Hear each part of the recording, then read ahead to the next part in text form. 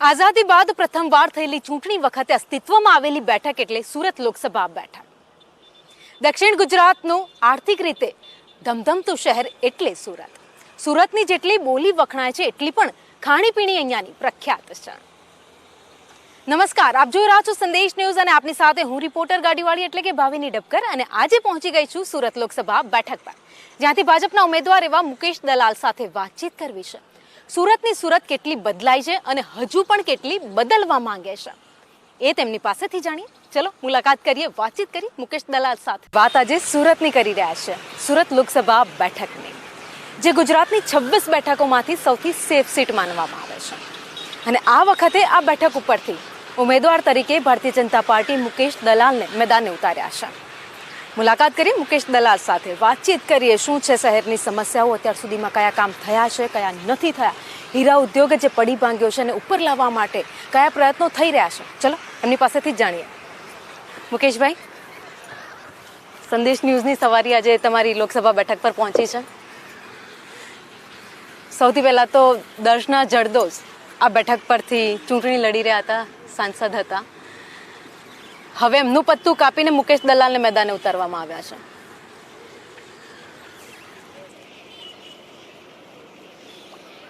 જય ગંગામાં, જય તાપી માતાને વંદન કરી તમારો ઇન્ટરવ્યૂની શરૂઆત કરું છું.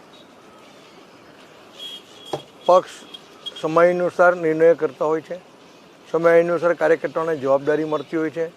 એમાં કશું એવું હોતું નથી અને પક્ષે મારી પસંદગી ઉતારી છે એનો મને આનંદ અને સંતોષ છે.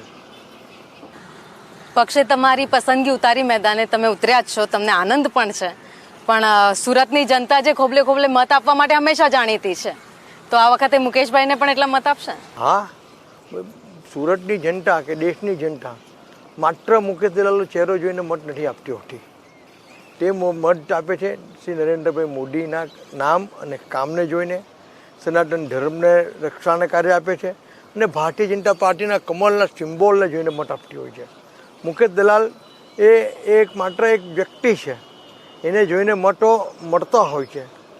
પણ હંમેશા સુરતની જનતા આજે વર્ષોથી, દાયકાઓથી માત્ર ને માત્ર શ્રી નરેન્દ્રભાઈ મોદી સાહેબની નામ અને કામ પર અને ભારતીય જનતા પાર્ટીની વિચારધારાને મત આપતા હોય છે. ચલો, આ તો ભારતીય જનતા પાર્ટીની આપણે વાત કરી, તમે વિચારધારાની વાત કરી, વાત સુરતની પણ કરીએ. સુરત જે હીરા ઉદ્યોગ માટે જાણીતું છે, ટેક્સટાઇલ માટે જાણીતું છે, પણ હીરા ઉદ્યોગ જે સાવ જ અત્યારે પડી ભાંગ્યો છે. રત્ન કલાકારો આપઘાત કરવા માટે મજબૂર બન્યા છે. વળતર આપવામાં આવે, પેકેજ આપવામાં આવે એવી માંગ કરવામાં આવી છે છેલ્લા ઘણા સમયથી. તેમ છતાં પણ આ વસ્તુનું હજુ સુધી નિરાકરણ કેમ નથી આવ્યું? ને એવું નથી કે રત્ન કલાકારો આપઘાત કરે છે એ પ્રકારની પરિસ્થિતિ નથી. ઘણા જ બનાવ સુરતમાંથી સામે આવ્યા છે. વૈશ્વિક તેજી મંદી બિઝનેસમાં આવતી હોય છે. હું પોતે ટેક્સટાઇલ બિઝનેસ જોડે સંકળાયેલો છું. એટલે જે વૈશ્વિક તેજી મંદીના પ્રવાહો હોય છે એ પ્રવાહના આધારે તેજી મંદીને બિઝનેસને ગતિ મળતી હોય છે. હમણાં જે એમએસએમઈ જે આખી જે કાયદાને કારણે પરિવર્તન આવ્યું છે બિઝનેસની પેટર્નમાં, તે બિઝનેસની પેટર્નને કારણે પણ લોકો થોડાક સાવચેત રહ્યા છે ખરીદી કરતા. જ્યારે આખું બધું સેટલ થઈ જશે ત્યારે ફરી પાછું તેજીનું સાયકલ આવશે એટલે બિઝનેસ પાછો આપોઆપ ગ્રોથ થવાનો જ છે. બે ત્રણ મહિના મંદી રહે છે, બાકીનો સમય તેજી રહે છે. એ સાયકલ નિયમિત ચાલ્યા કરતું હોય છે. જે વળતરની માંગ કરી રહ્યા છે, રત્ન કલાકારો કહી રહ્યા છે કે અમારા માટે કોઈ એવું પેકેજ જાહેર કરવામાં આવે, તેને લઈને કોઈ વિચારણા થઈ છે અત્યાર સુધીમાં? ક્યારે રજૂઆત એ લોકો તો વારંવાર કરી છે. ઉદ્યોગપતિઓ જે ડાયમંડ જોડે સંકળાયેલા છે તે રત્ન કલાકારોના હિતની ખૂબ કાળજી રાખતા હોય છે, ખૂબ ધ્યાન રાખતા હોય છે. બીજી કોઈ પણ ઇન્ડસ્ટ્રીમાં નહીં હોય ને તેટલું ધ્યાન એ લોકો સમાજનું અને રત્ન કલાકાર ભાઈઓનું રાખતા હોય. મુકેશભાઈ, આપ પણ રાજકારણમાં ઘણો એવો અનુભવ ધરાવો છો. કોર્પોરેશનથી લઈને આગળ અત્યાર સુધીમાં ઘણી બધી ચૂંટણીઓ પણ લડી છે આપણે. આપ સહકારી ક્ષેત્રે પણ, બેંકમાં પણ આપ કામ કરી ચૂક્યા છો એઝ અ ચેરમેન તરીકે સુરત પીપલ્સ બેંકમાં. એ અનુભવ આપણને આ ચૂંટણીમાં કેટલો કામ આવશે? મને મુખ્ય મારો સ્ટેન્ડિંગ કમિટી ચેરમેનનો જે 5 ટર્મનો અનુભવ છે અને 15 વર્ષ સુધીનો કોર્પોરેશનનો અનુભવ છે તે મને મારા આખા જીવનમાં ખૂબ કામ લાગ્યું છે. અને હું હંમેશા ફાઇનાન્સ ને ઇકોનોમિક્સનો વિદ્યાર્થી રહ્યો છું. એ હું અભ્યાસ જ્યારે જ્યારે અનુકૂળતા રહી છે ત્યારે હું કરતો રહું છું. એટલે મને અનુભવ આખા જીવનનો મને ખૂબ લાગ્યો છે. ખાસ કરીને સ્ટેન્ડિંગ કમિટી ચેરમેનના જે સતત 5 ટર્મ દરમિયાન એક મિટિંગમાં 70, 80, 100 જેટલા એજન્ડા પર કામ આવતા અને એક ફાઇલનો હું અભ્યાસ કરતો હતો અને એની મેં ડાયરી બનાવવાની છે તે સમયે. આજે પણ એ ડાયરીઓ મારી પાસે છે, એની મેં નોંધ રાખેલી છે. અને સાથે પાર્ટીના સિનિયર આગેવાનો સાથે જે કામ કર્યું અને એ લોકોનું જે મને માર્ગદર્શન મળ્યું સ્ટેન્ડિંગ કમિટી ચેરમેન જે ચર્ચાઓ કરતો એમાંથી મને ઘણું બધું શીખવા મળ્યું અને એ અનુભવ મને ખૂબ કામ લાગે છે. મુકેશભાઈ, કોંગ્રેસે પણ પોતાના ઉમેદવાર આ બેઠક ઉપરથી જાહેર કરી દીધા છે. નિલેશ કુંભાણી એક પાટીદાર ચહેરો છે જે આ બેઠક ઉપરથી એ કોર્પોરેશન પણ લડી ચૂક્યા છે, વિધાનસભાની ચૂંટણી પણ લડી ચૂક્યા છે, કોર્પોરેટર પણ રહી ચૂક્યા છે. એટલે કોમ્પિટિશન કેવી લાગે તમને આ બેઠક પર? સુરતમાં ક્યાંય કોમ્પિટિશન છે જ નહીં. ઉમેદવાર પોતે કોર્પોરેશનની ચૂંટણી હારી ગયા છે, ધારાસભાની ચૂંટણી હારી ગયા છે અને સુરતમાં માત્ર ને માત્ર નરેન્દ્રભાઈ મોદીનો ચહેરો છે, એમનું નામ છે, એમનું કામ છે અને માત્ર ને માત્ર ભારતીય જનતા પાર્ટીની સંગઠનની શક્તિ છે. પ્રજા એ છેલ્લા 25 વર્ષથી સુરત મ્યુનિસિપલ કોર્પોરેશનમાં, ગુજરાત સરકારમાં અને કેન્દ્ર સરકારમાં ભારતીય જનતા પાર્ટીની કામગીરી જોયેલી છે. તો નિલેશભાઈને તમે કોમ્પિટિશન નથી માનતા પોતાને? કોંગ્રેસ ક્યાં હરીફાઈમાં જ નથી, પિક્ચરમાં જ નથી. ડિપોઝિટ બચાવીને બહાર નીકળી જાય એટલું પૂરતું છે, બાકી ડિપોઝિટ પણ નહીં બચે. અને ડાયમંડ બુટ્સ જેવી મોટી ભેટ શ્રી નરેન્દ્ર મોદીએ સુરતને આપી છે, જે સુરતના જેટલા પણ નજરાણા છે એમાં ખૂબ જ મોટો વધારો પણ કરે છે, સુરતની શોભા જે વધારી. બિલકુલ બિલકુલ. બટ હાલની જે પરિસ્થિતિ છે ડાયમંડ બુટ્સની, જ્યાં 4200 જેના માટે જગ્યા આપવામાં આવી છે, 4200 કંપનીઓ માટે જગ્યા આપવામાં આવી છે, એમાં માત્ર 26 જ કાર્યરત છે. આનું કારણ તમે શું માનો છો?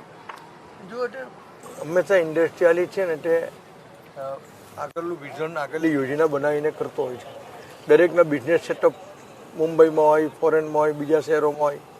એટલે ધીમે ધીમે એ લોકો કાર્યક્રમ એને શિફ્ટ કરીને લઈને આઉટ. મારી ફેક્ટરી એક જગ્યા પર હોય, મારે એને શિફ્ટ કરવાની એટલે મારે 5 વખત જરાક ધીમે ફોરકાસ્ટ કરવું પડે, એનું પ્લાનિંગ કરવું પડે.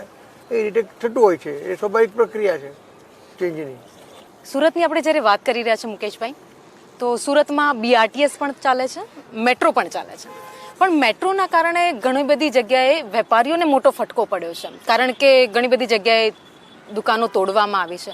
એ લોકો આજે પણ વળતરની માંગ કરી રહ્યા છે. એ લોકો માટે કોઈ વૈકલ્પિક વ્યવસ્થા પણ નથી થઈ એવું લોકોનું કહેવું છે. જ્યારે મેં લોકો સાથે વાત કરી, જ્યાં પણ વૈકલ્પિક વાતો હશે અને જે પેકેજ પેન્ડિંગ હશે તે ચૂંટણી પછી જોઈ લેશું. જે લોકોના જે ઇસ્યુ હશે તે જોઈ લેશું. જેને આપવાનું હોય નિયમ અનુસાર, કાયદા અનુસાર તે નિશ્ચિતપણે મળશે, એમાં કોઈ શંકા નથી. મુકેશભાઈ જો સાંસદ બને છે બેઠક ઉપરથી જીતીને, તો પ્રાથમિકતા કઈ રહેશે સૌથી પહેલા સુરતની જનતા માટે? સુરતની ઇન્ફ્રાસ્ટ્રક્ચરનું જે ડેવલપમેન્ટના જે કામો અત્યારે દર્શનાબેન આગળ વધારેલા છે, CR પટેલ સાહેબ આગળ વધારેલા છે, તે કામો અમારે આગળ લઈ જવાના છે. ધારો કે એરપોર્ટનું નિર્માણનું કામ, રેલવે સ્ટેશન નિર્માણનું કામ, મેટ્રોનું કામ આગળ વધેલું છે. આ બધા જ કામોને આપણે આગળ, ડુમ્બસ ફેસ હોય ને બધા જ કામો અત્યારે અડધે પોણે પહોંચી ગયા છે. એ કામને ડબલ ગતિથી આગળ વધે તે જોવાનું કામ મારું રહેશે. તમે ડુમ્મસની વાત કરી. ડુમ્મસ ચોપાટી માટે છેલ્લા ઘણા સમયથી વાતચીત ચાલે છે, રજૂઆત થઈ ગઈ છે, પણ આજ દિન સુધી કામ માત્ર ગોકળ ગતિએ ચાલતું એ રીતની પરિસ્થિતિ સુરતમાં નહીં. હવે લગભગ ટેન્ડરિંગ ફેઝમાં મને યાદ છે ત્યાં સુધી એ ટેન્ડરિંગ ફેઝમાં આવી ગયું છે અને એના 2 ફેઝમાં પ્રોગ્રામ છે. આખા 350 કરોડ કે એવા કંઈ એટલો મોટો પ્રોજેક્ટ છે અને એના પહેલા ફેઝનું લગભગ ટેન્ડરની કામગીરી લગભગ એની પ્રક્રિયામાં આવી ગયું છે. ક્યાં સુધીમાં કામ પૂરું થશે? મને લાગે છે કે ટેન્ડર કેવા આવે છે, કેવી રીતના આવે છે, એના નિયમો અનુસાર. ધારો કે સિંગલ ટેન્ડર આવતું હોય, ડબલ ટેન્ડર આવે છે, શું આવે, ભાવ કેવા આવે છે, એના આધાર પર નિર્ણય થતા હોય છે અને એ પ્રક્રિયામાં લગભગ આખું પ્રોજેક્ટ પૂરો થવામાં લગભગ મને લાગે છે કે 1.5-2 વર્ષમાં લગભગ થઈ જવું. આપણે ડાયમંડ બુટ્સની આગળ વાત કરી, તો ડાયમંડ બુટ્સના જે વેપારીઓ છે એમનું કહેવું છે ફ્લાઇટ કનેક્ટિવિટીને લઈને. એ વારંવાર જ્યારે એમના સાથે વાત થાય ત્યારે એ કહેતા હોય છે કે ફ્લાઇટ કનેક્ટિવિટીનો સૌથી મોટો પ્રોબ્લેમ છે અહીંયા. હવે તો દિવસમાં 4-4, 5-5, 6-6 ફ્લાઇટ આવે છે અને મુંબઈની કનેક્ટિવિટી પણ છે, બેંગ્લોરની કનેક્ટિવિટી છે, ઘણા બધા દિલ્હીની કનેક્ટિવિટી ફ્રિકવન્ટલી વધી ગઈ છે અને ધીમે એરપોર્ટનું પણ જે આપણી સુવિધાઓ કરવાની છે એ સુવિધાઓ થઈ રહેલી છે નિર્માણ. ઇન્ટરનેશનલ એરપોર્ટ પણ આપણે જેવું લગભગ કાર્યરત થઈ ગયું છે. તો એના આધાર પર આવનારા વર્ષોમાં પણ એ એરપોર્ટની એ લોકોની જે સુવિધા જોઈએ છે તે વધવાની જ છે. ગુજરાત અને સાથે સુરતને પણ ગૌરવ લેવાના ઘણા જ બધા મોકા મળ્યા છે, પ્રાઉડ ફીલ કરવાના. હવે એવા કયા મુદ્દાઓ છે જે સુરતની શોભા હજુ પણ વધારશે? કયા એવા કામ છે જે સુરતને હજુ પણ આકર્ષણનું કેન્દ્ર બનાવશે? મુખ્યત્વે જે હવે નવું રેલવે સ્ટેશનનું ડેવલપમેન્ટ થવાનું છે તે એક મુખ્ય મુદ્દો. 2 વર્ષમાં મેટ્રો સ્ટાર્ટ થશે. આ બેથી સુરત શહેરની આખી ઓળખ બદલાઈ જવાની છે. ખાસ કરીને મેટ્રો તો ખૂબ ઝડપથી સ્ટાર્ટ થઈ જશે. ત્યાં તમે જોજો કે આખી સુરત જે કોસ્મોપોલિટન સિટી ગણાય છે તે એની એક આંતરરાષ્ટ્રીય ઓળખ બની જશે. એરપોર્ટમાં પણ ઇન્ટરનેશનલ એરપોર્ટમાં જે શરૂ થઈ ગયું છે એને ઓળખ આપી દીધી છે. એ પણ જ્યારે ફૂલ ફ્લેશ થશે, ડુમ્મસ સીફેસ આ બધા જ કામોમાં 2-3 વર્ષ હજુ જવાના છે. એ 2-3 વર્ષ પછીનું સુરત આખું અલગ જ હશે. તમારે મારી કલ્પનાની બહારનું સુરત છે. આજે 65-70 લાખ વસ્તી છે એટલે આટલા વર્ષોમાં નજીકના 5-10 વર્ષમાં કરોડ ક્રોસ કરીએ. સુરતના ટેક્સટાઇલ માર્કેટની વાત કરી, હજુ પણ એ ટેક્સટાઇલ માર્કેટ બહોળો બને, વધારે ધંધો કરે, વધારે કમાય, એ માટે કઈ દિશામાં કામ કરવામાં આવશે? હું તમને કહું કે આજથી 12 વર્ષ પહેલાં મેં એક એવું આયોજન કર્યું હતું કે ટેક્સટાઇલ ઇન્ડસ્ટ્રી રિંગ રોડ એરિયામાં આખો સીમિત હતો, જેને કારણે ટ્રાફિક જામ બહુ થતો હતો. તમે જે તે સમયે જોયું હતું કે 1-2 દુર્ઘટના પણ બની હતી. તે સમયે અમે એવું પ્લાન કર્યું કે આને ધીમે ધીમે લિંબાયત સાઇડ પર શિફ્ટ કરી દઈએ. તમે જુઓ આજે લિંબાયતમાં કેટલી ટેક્સટાઇલ માર્કેટ ખુલી ગઈ અને આખો બિઝનેસ પરબત પાટિયા ને લિંબાયત ઝોનમાં આખો બિઝનેસ ધીમે ધીમે શિફ્ટ થઈ ગયું. આ ડાયવર્સિફિકેશન છે. ટેક્સટાઇલ એટલા બધા મોડિફિકેશનમાંથી સુધારામાંથી પસાર, ટેકનોલોજીકલ તેમાંથી પસાર થઈ રહ્યું છે. હું પોતે ટેક્સટાઇલ સંકળાયેલો છું. મારી પાસે જૂની લૂમ છે કારણ કે મારે ત્યાં કોઈ દેખરેખ રાખવાવાળું છે નહીં. આજે એરજેટ ને બધા મશીનો જે આવે છે એટલે સુરતમાં શું નથી બનતું હવે તો મને આશ્ચર્ય થાય. જીન્સના પેન્ટ, પડદા, ગાદલા, એમાંના ખેસ અને કોઈ ચીજ એવી નથી કે સુરતમાં જે નહીં બનતી હોય. પહેલાં માત્ર સાડી અને ડ્રેસીસનું માર્કેટ હતું. એના પરથી તમે જો શૂટિંગ, શર્ટિંગ, લિનન બધું જ ત્યાં બનતું થઈ ગયું છે. આ તો સુરતના ટેક્સટાઇલ માર્કેટની આપણે વાત કરી. સુરત હવે ગુંડાગર્દીના શહેર તરીકે પણ એની ઓળખ બનવા લાગી છે. સરા જાહેરમાં ગળા કપાય છે, ગુનાખોરી ધીરે ધીરે વધી રહી છે. ગૃહ રાજ્યમંત્રી પોતે સુરતના છે. તમારી ક્યારેક એમના જોડે વાત પણ થઈ હશે, પણ ક્યારે આવા મુદ્દાઓને લઈને વાત થઈ? અથવા તો જો વાત નથી થઈ તો સુરતની આ જે દશા થઈ રહી છે એ બદલવા માટે કયા એવા કામ કરવામાં આવશે? ગૃહમંત્રી, યુવા ગૃહમંત્રી શ્રી હર્ષભાઈ સંઘવી સાહેબની કામગીરી ખૂબ પ્રશંસનીય રહી છે. કોઈ 1-2 ઘટના બની જતી હોય છે પણ એ ઘટના પછી તરત એક્શનમાં પોલીસ આવી જતી હોય છે. તમે જુઓ આજે 30-30 વર્ષના જૂના ગુનેગારોને પોલીસ પકડી રહી છે. પોલીસની સામાજિક સુરક્ષાની જવાબદારી પોલીસની વધારી રહી છે. આજે કચ્છની બોર્ડર પર ડ્રગ્સ જે પકડાય છે તે ડ્રગ્સ કરોડો રૂપિયાની પકડ્યા છે. આમ તમે જુઓ ઓવરઓલ તો ગૃહમંત્રી શ્રી હર્ષભાઈ સંઘવીની કામગીરી અત્યંત પ્રશંસનીય રહી છે. નંબર 1 કામગીરી એ ક્યાંય પણ કોઈ જગ્યાએ કાયદા અને વ્યવસ્થામાં સમાધાન નથી કરતા. હમણાં પણ જે ઘટના બની તેમાં પણ એ દુર્ઘટના બની એમાં પણ હર્ષભાઈ સંઘવી તરત જ મેદાનમાં આવી ગયા હતા અને જાતે રિપોર્ટિંગ લે છે, જાતે ફોલો અપ કરે છે. મુકેશભાઈ જનતા વચ્ચે જાય છે તો કયા મુદ્દાને લઈને મત માંગવા જશે? અમે નરેન્દ્રભાઈ મોદીના વિકાસના મુદ્દાને લઈને મત માંગવા જઈએ છીએ. છેલ્લા 10 વર્ષમાં નરેન્દ્રભાઈએ દેશને ક્યાંથી ક્યાં પહોંચાડ્યું. 23 કરોડ ગરીબો ગરીબી રેખાની નીચેથી બહાર આવ્યા. 80 કરોડ લોકોને અન્ન પુરવઠા યોજના મળે છે. આજે 60 કરોડ લોકોને વિવિધ યોજનાઓનો લાભ મળેલો છે. આયુષ્યમાન યોજના, પ્રધાનમંત્રી આવાસ યોજના અને એવી અનેક જનધન યોજના, ઉજ્જવલા ગેસ યોજના. હમણાં તમે જુઓ કે જે આપણે હમણાં પણ જે યોજના સૂરજ માટે એની હીટરની ચાલુ કરી એના પણ તમે જો ક્યાંથી ક્યાં એનું તરત જાહેર કરવાની સાથે જ એની કામગીરી શરૂ થઈ ગઈ છે. આ બધા આંતરરાષ્ટ્રીય ક્ષેત્રે નરેન્દ્રભાઈ મોદી સાહેબે દેશની નામ રોશન કર્યું છે. એક આખો દેશનો પ્રભાવ પડ્યો છે. આપણા કેટલાય દેશના યુવાનોને જ્યારે એ લોકો બહાર ફસાયા છે ત્યારે લોકોને ખેમ પાછા લાવ્યા છે. હમણાં પણ 10 આપણા એક્સ મિલિટરી મેનને જ્યારે એક દેશમાં ફસાયા હતા ત્યારે એને પણ સજા થયેલી હતી તે એને પણ આપણે ભારત પાછા લાવવામાં સફળ રહ્યા છે. આ તમે જો આટલી બધી કામગીરી છે ને એ કામગીરીના આધાર પર અમે મત માંગવા જઈએ. જીડીપીનો દર 8.4% છે. કોરોના કાળ દરમિયાન કેટલી સરસ કામગીરી કરી. કોંગ્રેસના રાજમાં 50 વર્ષ સુધી 30 વર્ષ સુધી છીટરાણી રસી નથી શોધાઈ. નરેન્દ્ર મોદી સાહેબે એક જ મહિનામાં બબ્બે કોરોનાની રસી શોધીને આજે 280 કરોડ રસીના ડોઝ વિનામૂલ્યે પ્રજાને પહોંચાડીને દેશના યુવાનોની, દેશની મહિલાઓની ને પ્રજાજનોની સુરક્ષા કરી. માત્ર દેશમાં નહીં, વિદેશમાં પણ માનવીય ધોરણે એ ડોઝ પૂરા પાડ્યા. અમે આ બધી નક્કર કામગીરીના આધાર પર અમે મત માંગવા જઈ રહ્યા છીએ. અને સાથે સાથે સનાતન ધર્મની રક્ષા માટે એમને જે કામગીરી કરી છે, હવે જેમાં રામ મંદિર તમે જુઓ, કાશી કોરિડોર જુઓ, ઉજ્જૈન જુઓ, ગુજરાતમાં તમે સોમનાથ જુઓ, પાવાગઢ જુઓ, અંબાજી જુઓ, આમ સનાતન ધર્મની સુરક્ષા માટે એમને જે કામગીરી કરી છે ત્યાં બધા મુદ્દા પર આધારિત થઈને મત માંગવા જઈ રહ્યા છે. મુકેશભાઈ, અમારી આ સવારીમાં આપ જોડાયા. સુરતમાં ભાજપે મુકેશ દલાલને મેદાને ઉતર્યા રહ્યા છે ચૂંટણી લડવા માટે. 10ના જરદોશની ટિકિટ કાપીને મુકેશભાઈને આ વખતે ટિકિટ તો આપવામાં આવી છે, પરંતુ સુરતની જનતા તેમને લઈને શું કહી રહી છે, ચલો એમની પાસેથી જાણીએ. સોસાયટીમાં પાણી બરાબર આવે, ગેસ લાઈનો છે? અમારે તો આ ગેસ લાઈન છે, પાણી બરોબર આવે.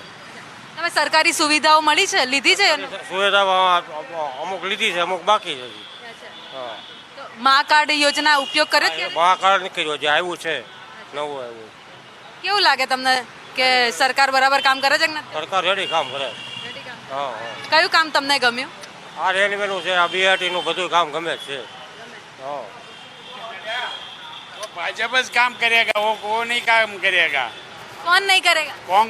कांग्रेस क्या बोला, आप वाला कोई काम नहीं करेगा. આપ વાળા તો કેજરીવાલ એવું કહે છે કે દિલ્હીમાં અમે બધું ફ્રી આપીશું. ના કાંઈ ફરી આપ્યું નથી, બધા લૂંટાઈ ગયા બિચારા. કોઈ બધા લૂંટાઈ ગયા, મરી ગયા માણસો દિલ્હીમાં આપ્યું છે. હા, બધા ફરિયાવા દિલ્હીમાં તમે તો દિલ્હીમાં ફરિયાવા જ ખબર પડે કેજરીવાલે હું આપ્યું. લઈ લીધું પણ 300 કરોડનું મકાન બાંધી દીધું એને, કોઈને આપ્યું નથી કાંઈ, લૂંટી લીધા બધાને. તમે ફરિયાવો ને દિલ્હીમાં કેમ છે રોડ ગુજરાતમાં લાગે આ વખતે 26 બેઠક આવશે? ના, એવી કાંઈ લાગતું નથી. નહીં કેમ નહીં લાગતું? નહીં આવે, કારણ કે બધું ખોટું જ કરવું છે એટલે જ ન આવે. શું ખોટું લાગે? અરે યાર, આમાં પબ્લિકને ક્યાં કાંઈ આપે છે? સરકાર તો કહે છે અમે ઘણી બધી સુવિધાઓ આપી. ના બાપા, કાંઈ આપતા નથી સરકાર સુવિધા. ના, કોઈને મળતી નથી. કહાં સે આ રહે હો? સુરત. સુરતના જ છો? અચ્છા, સ્ટડી કરો, જોબ? સ્ટડી એન્ડ જોબ બે બંને સાથે. અચ્છા, સ્ટડી ને જોબ બંને. તો કોલેજમાં હશો, કોલેજો ડેવલપ છે? હા, થોડું ઘણું છે, પણ જે પ્રમાણે શિક્ષણ હોવું જોઈએ અધર કન્ટ્રી પ્રમાણે એ પ્રમાણે નથી. જે પ્રમાણે શિક્ષણ નીતિ હોવું જોઈએ એ પ્રમાણે બનાવવી જોઈએ. થોડું ઘણું આમ કહેવાય ને કે ભૂતપૂર્વ જ્ઞાન પણ આપવું જોઈએ એમ, અને આપણા ધર્મ વિશે પણ જ્ઞાન આપવું જોઈએ. એ જ્ઞાન નથી હજી આપણે કોલેજમાં, શિક્ષણમાં. આપણે કોંગ્રેસનું કામ જોઈ ચૂક્યા છીએ, પણ જે પ્રમાણે સુવિધા આપવી જોઈએ એ પ્રમાણે આપતા નથી. પણ પૈસા કહેવાય ને કે સરકારે જે પૈસા આપે છે એ ખર્ચ કરવાની જગ્યાએ પોતાના ખિસ્સામાં નાખવાની જગ્યાએ જો એ પૈસાનો ખર્ચ કરે ને તો પ્રજાને છૂટીને બીજી વાર લાવવાનો વિચાર કરે ખરા. માછી, મોંઘવારી લાગે? મોંઘવારી તો લાગે જ ને મને ગઢા માણાને.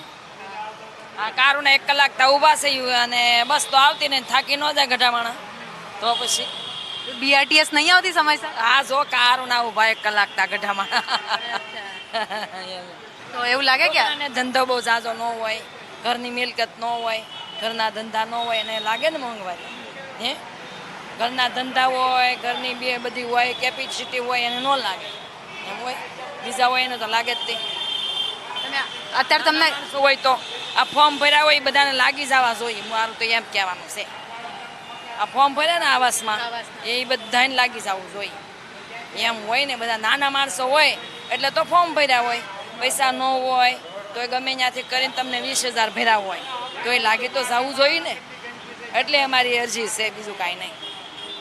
તમે કયા વિસ્તારમાં રહો છો? અમે પાસોદરા પાટિયા કામરેજ બાજુ. તમે સૌરાષ્ટ્રના? હે, ક્યાંના મૂળ વતની? અમે ભાવનગર જિલ્લાના મોવા બાજુના. તો સૌરાષ્ટ્રથી તમે દક્ષિણ ગુજરાતમાં આવ્યા, તો સૌરાષ્ટ્ર તમને ગમ્યું કે દક્ષિણ ગુજરાત વધારે ગમ્યું, સુરત વધારે ગમ્યું? બધે અમને તો છોકરા રહેતા હોય ત્યાં ગમે ભાઈ, એમ હોય ને છોકરા રહેતા હોય ત્યાં ગમે, પણ ઘરનો આશરો હોય તો વધારે સારું પડે ને છોકરાઓને, એમ હોય ને. એટલે ત્યાંય ધંધા રોજગાર થવા જોઈએ સારા, કે છોકરાઓ ત્યાં કામ કરી શકે, ત્યાં ન કરીએ કે ખેતીમાં, આજકાલના ના કરી શકે. હા ન કરીએ કે આપણે ગધામાણા હોય એ કરીએ કે અમારી સેવા, તમારી સેવા રહેવા દે નહીં, એમ થાય ને. સરકાર સ્ટાર્ટઅપની વાત કરે છે, બધા નાના નાના ધંધા કરતા હોય એ લોકોને સ્ટાર્ટઅપ આપવાની વાત કરે છે, સ્ટાર્ટઅપમાં હેલ્પ કરવાની વાત કરે છે. તો શું લાગે છે, સ્ટાર્ટઅપમાં લોકોને હેલ્પ થઈ રહી છે? સ્ટાર્ટઅપમાં હેલ્પ થાય છે, પણ મોટા ધંધા મંદી છે એટલે સ્ટાર્ટઅપ વાળાને ફાયદો નથી. શું લાગે છે આ વખતે કેવી સરકાર હોવી જોઈએ? સરકાર તો ભાજપ જ હોવી જોઈએ, બીજી કોઈ ન હોવી જોઈએ. કેમ? બસ ભાજપ સિવાય કોઈનો ઉદ્ધાર નથી. એવા તો કયા કામ છે કે જેમાં તમે કહ્યું કે ભાજપ સિવાય કોઈનો ઉદ્ધાર? ભાજપથી આર્થિક જે ડિસિઝન છે ભાજપના એ બધા સાચા છે, એટલે ભાજપ જ હોવી જોઈએ. દેશમાં છે ને એક રોજગારીની જરૂર, સમજી લેજો. જનરલી ભારત દેશ આખો રોજગારી તમે એને અહીંયા આપો, પહેલી વાત ઈ. હા, રોજગારીની ખામી હે પબ્લિકને, ગમે એ રોજગારી જોઈ. પૈસા આપવાથી કાંઈ નહીં થાય, પૈસા આપો તો કાંઈ નહીં થાય. એ તો વાપરી દીધા પછી કાંઈ નહીં. ધંધો કાંઈક રોજગાર હોય તો માણા કાંઈક કમાય, એમને તો કાંઈ કમાવાનું નથી. વસ્તીના કેટલાક રોજગારી આપે? શું કહેજો? 1 કરોડ 1 અજબ ને 40 કરોડ વસ્તી છે, એમ બધાને રોજગાર આપે ત્યાં બીજા ક્યાં જાય? ઉસનીસ તો હોય ને, બધા માણસોને રોજગાર કમાવાનું હોય, પણ કોણ કોણ ક્યાં કમાતો હોય કોઈને માલુમ નહીં. કોણ છે શું કરે, અને બધા ધંધા તો હાલવાના જ છે એમના. આજે હોય મંદી, કાલે મંદી હોય, તેજી હોય તે કોઈ બોલવાનું નથી, મંદી હોય તે બોલવાના છે, બધું એવું જ છે. રોજગાર તો બધાના હાલે જ છે એમના, નથી મળે. કોઈ 100 કમાતો, કોઈ 500 200 કમાતો હોય, કમાતો તો હોય જ. આવ તેમને ઘર ભૂખ્યા ન હોઈ રહે તો વૈયા ન જાય. સૌરાષ્ટ્રમાં બધા ઉલટા ભરાય, અહીંયા 5-5 લાખ દર વર્ષે 5-5 લાખની આવક થાય. એટલે દરેકને ધંધા રોજગારમાં અલગ અલગ આવક મળી રહ્યું છે એવું અહીંયાની જનતાનું કહેવું છે. અને જ્યારે વાત આપણે મુકેશ દલાલની કરી, ઉમેદવાર છે ભાજપના, તો લોકોનું કહેવું છે કે સોશિયલ મીડિયા ઉપર એમને જોયા છે, પ્રચાર કરવા આવે ત્યારે જોયા છે. હવે મુકેશભાઈ આ બેઠક પરથી જીત મેળવે છે કે નહીં એ તો ચૂંટણી આવશે, પરિણામ આવશે ત્યારે ખબર પડશે. તો આજના એપિસોડમાં સુરત લોકસભા બેઠક પરથી ભાજપના ઉમેદવાર મુકેશ દલાલ સાથે વાતચીત કરી. તેમણે સુરતને હજુ પણ વિકાસના પથ પર આગળ લઈ જવાની વાત કરી છે, પરંતુ જ્યારે જનતા સાથે વાતચીત કરી તો તેમણે કહ્યું કે સુરતમાં હજુ પણ ઘણા એવા કામ છે જે થવાના બાકી છે. તો એપિસોડમાં અત્યારે બસ આટલું જ. વધુ એક એપિસોડમાં વધુ એક ઉમેદવાર સાથે જનતા શું કહી રહી છે દેશની એ પણ આપને હું ચોક્કસ જણાવીશ.